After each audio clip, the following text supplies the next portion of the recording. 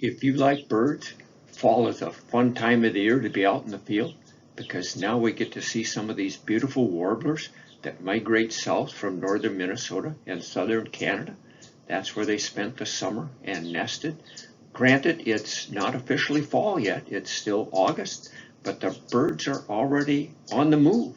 And I found this female American redstart out of a little farm grove at Chipera Prairie. You don't need a big timber to find these fall warblers. Small little woodlots act like a little oasis where the birds can stop and get a little rest and maybe find some food.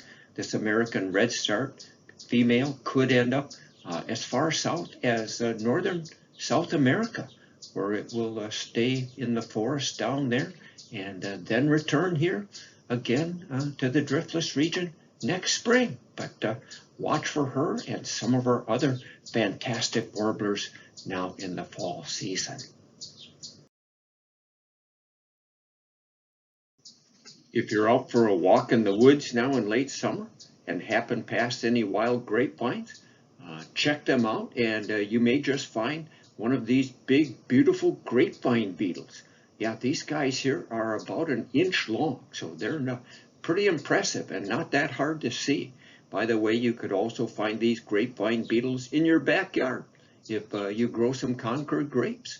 The adults eat the leaves of the grapevines, and sometimes they'll sample the fruits, but they're not considered a pest, and I would try to eliminate them for sure. Be careful if you do pick them up. Notice those really long claws that they have that are very sharp, and they could probably poke your hand pretty good. By the way, they lay their eggs in like rotting stumps or logs.